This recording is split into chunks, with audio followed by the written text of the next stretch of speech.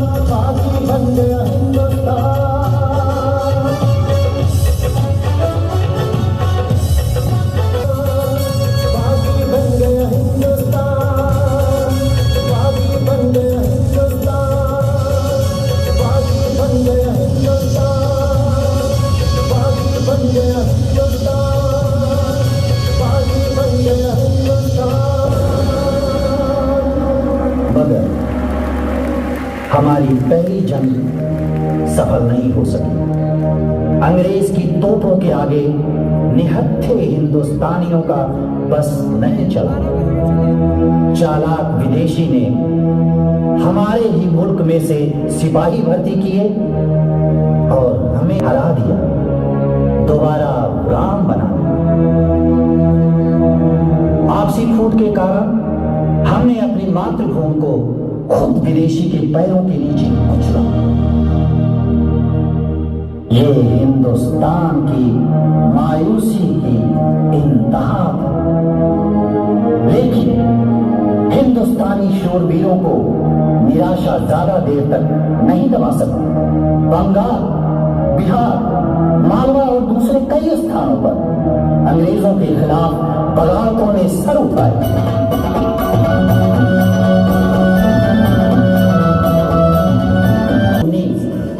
जलियांवाला बाग, अमृतसर।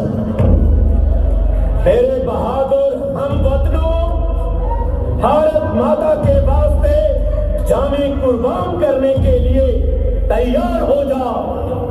फिरंगी ने जुल्म की इंतहा मचा रखी है। रोलेट का काला कानून हमारे सब हक छीनना चाहता है। कोई वकील नहीं, कोई दलील नहीं, कोई अपील नहीं। इस काले कानून से पूरा हिंदुस्तान एक विशाल जेल खाना बन जाएगा। हर भारतवासी का जीवन हीन से हीन गुलाम का जीवन बन जाएगा। कोई बाइज्जत इंसान जेल बर्दाश्त नहीं कर सकता। मेरे हिंदू, मुसलमान, सिख वीरों, आओ फिरंगी भेड़िए से एक ही झटके से पीछा छुड़ाएं। अपने हरमन प्यारे नेताओं को, डॉक्टर सत्यपाल और डॉक्टर किचलू को गोरे लोगों की कैद से आजाद कराएं। गवर्नर माइक्रो डॉट होश में आ, हमारे लीडर रिहा कर। ओ जालिमों, खबरदार, पापी के पाप का बेड़ा भरकर डूबा करता है।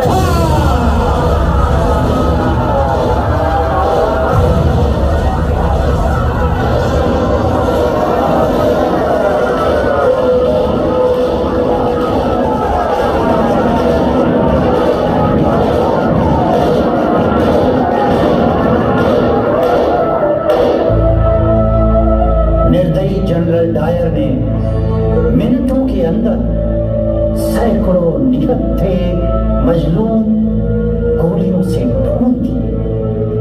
चारों तरफ हाहाकार था। गोरे अफसर को इस कत्लेआम पर फख्र था। लाशों के ढेर देखकर, जख्मियों को देखकर पूरी दुनिया की रूह कांप गई, लेकिन अंग्रेजों को कोई पछतावा नहीं। पूरे हिंदुस्तान ने कसम ली, हम फिरंगी से हर हिले देश आजाद कराएंगे। 21 वर्षों के बाद इस कत्लेआम का बदला लिया शूरवीर उधम सिंह। गवर्नर डायर को इंग्लैंड के अंदर गोलियों से बीध दिया और हंसते हंसते शहीदी का जाम पिया। दूसरे दिन 14 अप्रैल 1919 को जलियांवाला बाग में लाहौर से चलकर पहुंचा एक 12 बरस का लड़का। लाशों की अंबार देखकर, खून से लथपथ धरती देखकर उस वीर बालक ने सौगंध खाई, मैं अपना जीवन फिरंगी खिलाफ युद्ध करने पर लगाऊंगा। भारत माँ को गुलामी की बेड़ियों से आजाद कराऊंगा।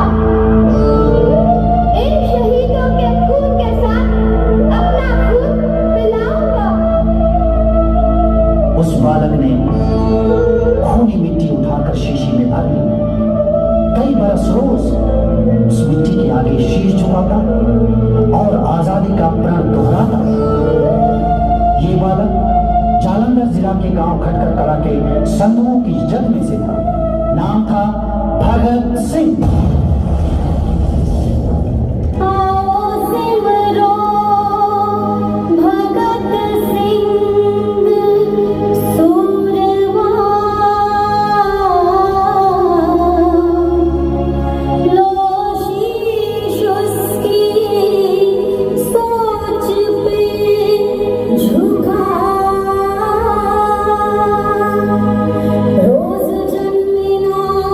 भगत शहीद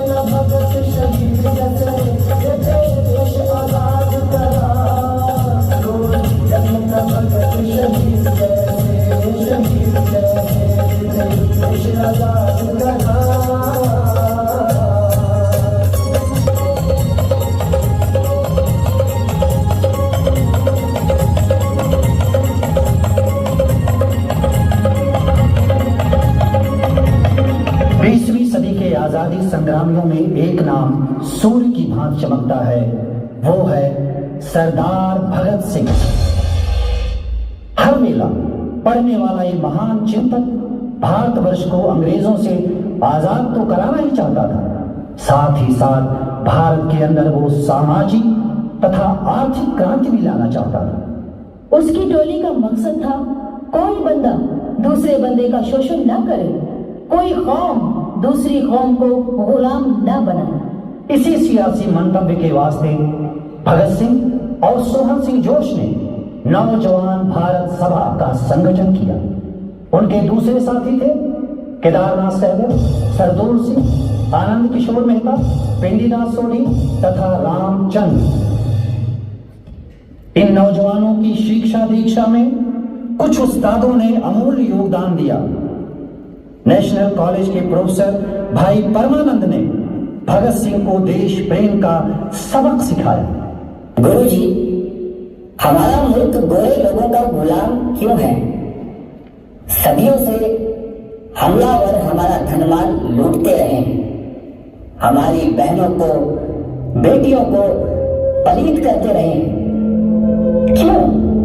भगत सिंह, हमारी गुलामी की सिर्फ एक ही वजह है, हमारी कमजोरी, हमारी बुज़दिली। जिस कौम के नौजवान शीश कटाना जानते हैं, वो कौम कभी गुलाम नहीं बनती। मरने मारने पर उतारू हो जाए तो चिड़िया बाज को खा जाए। जब तुम प्रेम खेलन का चाओ, सिर धर तली गली मेरी आओ। जो तुम प्रेम खिलन का चाओ, सिर धर तली गली मेरी आओ।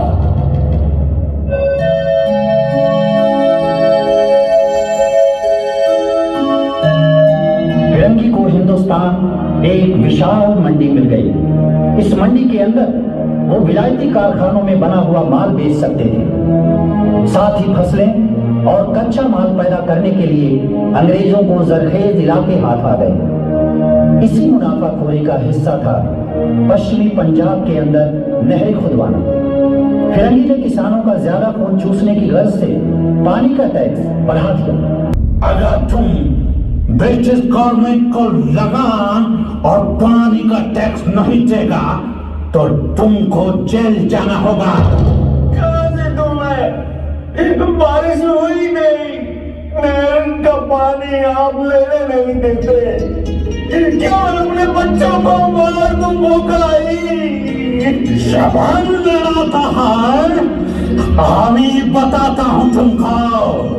अभी तुम्हारी पगड़ी को उछालता हूँ मैं। पगड़ी संभाल जटा, पगड़ी संभाल। इन वीर जवानों के वास्ते बड़ी इम्तिहान की घड़ी आ पहुंची। यह था साइमन कमीशन का आना। पूरे हिंदुस्तान ने साइमन कमीशन का बाइकाट किया। साइमन कमीशन लाहौर पहुंचा। पुरअमन हजारों की भीड़ लाहौर रेलवे स्टेशन के आगे इकट्ठी हुई। अंग्रेज पुलिस अफसर, स्काउट तथा सांडर्स लाठी गोली लेकर निहत्थे लोगों को सबक सिखाने के वास्ते तैयार खड़े। लाला लाजपत राय जी जुलूस की अगुवाई कर रहे थे। साइमन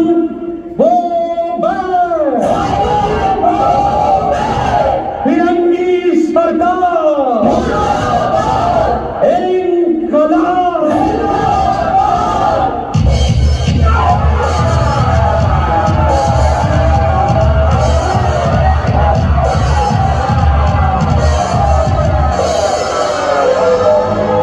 फिरंगी जालिमों, याद रखो, तुम्हारे साम्राज्य का खात्मा होने वाला।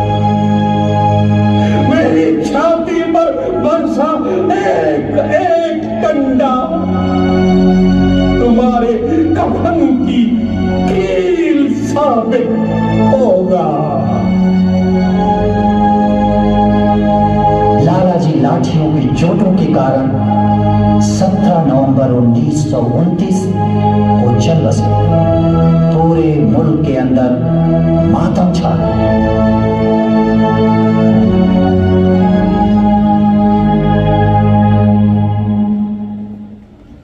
भगत सिंह, आजाद और उनके जत्थे ने लाला जी की मौत का बदला लेने की कसम खा ली।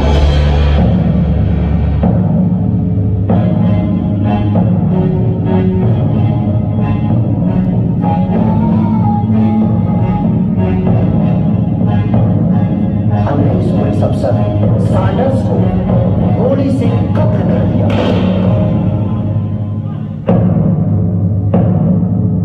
दूसरे दिन सभी जवान भेष बदलकर लाहौर से गाड़ी चढ़कर बच निकले।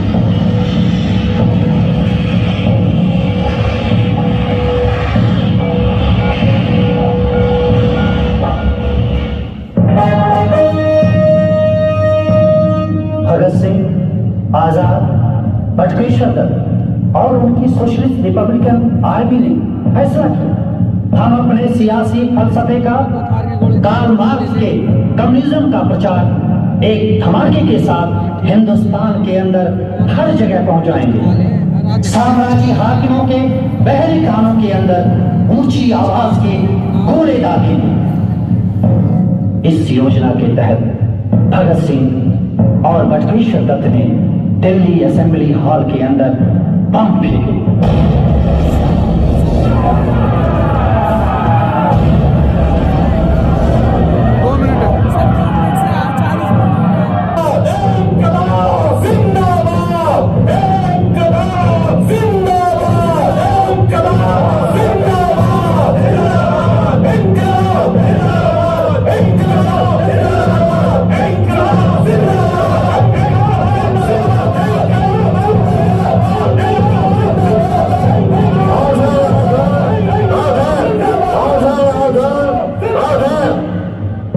इंकलाब से क्या मतलब है तुम्हारा?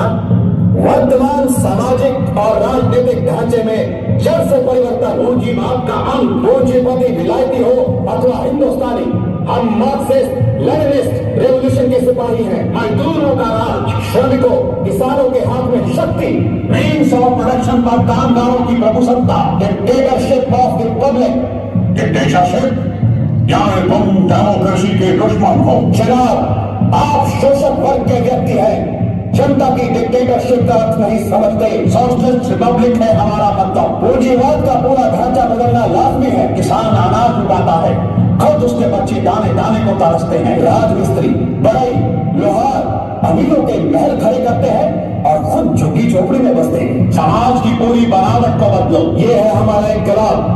कोई मनुष्य दूसरे मनुष्य का शोषण न करे, कोई मुल्क दूसरे मुल्क का खून न चूसे, सब बराबर, कुल दुनिया प्यार से बसे, अमन अमान से बसे।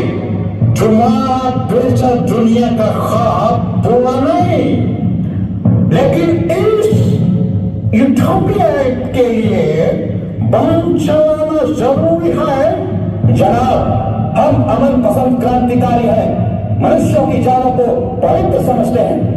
हमने ध्यान से जांच कर खाली जगह बम फेंके। सिर्फ 3-4 लोगों को मामूली खरोंच आई, 2 फुट पर खड़े शुस्तर को सिर्फ खरोंच आई। मारना होता तो हम मुल्क के जाने दुश्मन जॉन साइमन का बम फेंकते।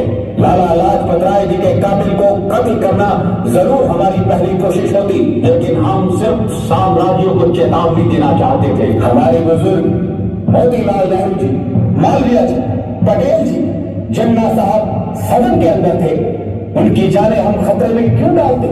तुम्हारे इंटेंशन कुछ भी हो, वायलेंस का इस्तेमाल ठीक नहीं।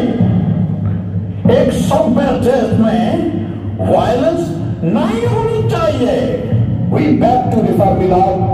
नेक कार्यों के लिए शक्ति का प्रयोग नेक होता है। गुरु की जीतने के वास्ते शक्ति बरती। कमाल पाशा, रजा खान, वाशिंगटन और गैरिबाल्डी, लाफियत और लानन सब ताकत का इस्तेमाल करके इनकलाब लाए। ताकत का बरतना इरादे से देखो। आटे में संखियां मिलाना बुरा नहीं, बशर्ते कि इरादा चूहे मारने का। नतीजे से जांचो। नतीजा सही हो तो ताकत का बरतना जायज है। इनकलाब हर कौम का बुनियादी हक है। स्वतंत्रता हर व्यक्ति का ना छीने वाला अधिकार है। जब तक दुनिया का हर श्रमिक, हर किसान अत्याचारियों से मुक्त नहीं हो जाता, हम अपना संघर्ष जारी रखेंगे। ईमानदार ही समाज का असली आधार है, हुकूमत का असली हकदार है। क्रांति की बलि बेदी पर हम अपनी जानें कुर्बान करने आए हैं। इस महान कार्य के लिए कोई भी बलिदान ज्यादा नहीं। हमने ये जुर्म किया, जानबूझकर बम गिराए, हमें जो मर्जी सजा दो, उम्र कैद दो, फांसी पर लटका दो, हम खुश हैं, संतुष्ट हैं। क्रांति की प्रतीक्षा में है। इनकलाब जिंदाबाद, इनकलाब जिंदाबाद, इनकलाब जिंदाबाद, इनकलाब जिंदाबाद,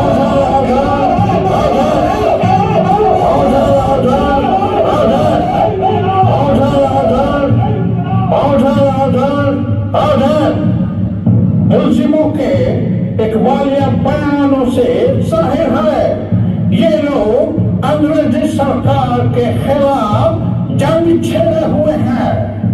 ये मुल्क के समाज के दुश्मन है, खतरनाक कातिल है।